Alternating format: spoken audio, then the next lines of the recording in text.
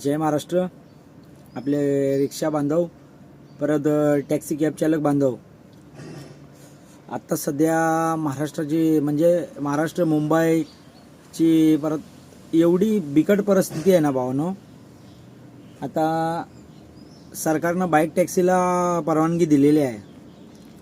आता जे आपण परमिट काढलंय, लायसन, बॅच, परमिट, त्याचा खर्च, परत दर 2 वर्षांना आपण त्याची गाडी पासिंग वगैरे करतो, जे सगळं काय खर्च आपला, आणि याच्यानंतर जे प्रायव्हेट आपल्याला बाईक टॅक्सी चालवताना दिसणार आहेत, त्याच्यामुळे आपला धंदा तर 70% धंदा बाईक टॅक्सीवाले खाणार आहेत. बाईक टॅक्सी चालू करायचं म्हणजे सरकारचा जो निर्णय आहे ना, तो एकदम चुकीचा आहे. कारण जी बाईक टॅक्सी आहे, आजपर्यंत बाईक टॅक्सी कधी मी चालताना फर्स्ट टाइम बघतोय.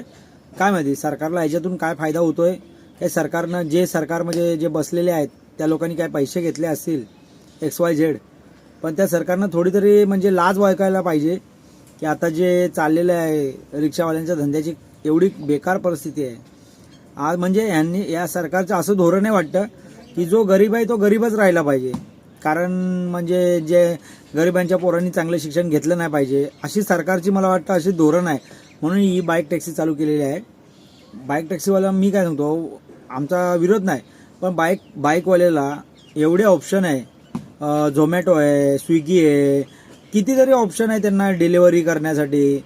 सरकार बोलतं की बेरोजगारांसाठी रोजगार. अरे मग त्यांना रोजगार आहे ना, पोर्टर आहे, स्विगी आहे, झोमॅटो आहे. आता जे बेरोजगार आहे त्यांचं काय, म्हणजे आता समजा आम्ही जे रिक्षा घेतलेली आहे त्याचं तुम्ही 15,000 DD घेताय, लायसनचे पैसे घेताय, बॅगचे पैसे घेताय, दर 2 वर्षानं पासिंग बिसिंग सगळं. आता कॅब चालक आमचे मित्र आहे, ते कॅब चालकांना तुम्ही रोड टॅक्स घेताय, त्यांच्याकडनं हर गोष्टीचे टॅक्स घेताय तुम्ही.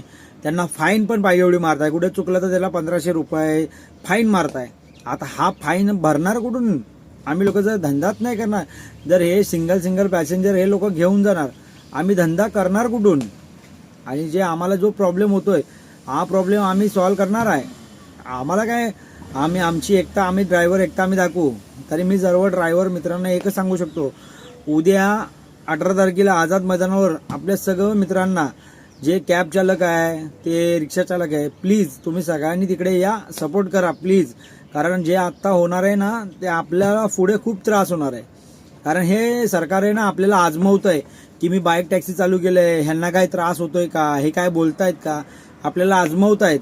जर तुम्ही आज नाही बोलला तर उद्या कधीच बोलू नाही शकत. प्लीज सर्वांनी उद्या तिकडे या.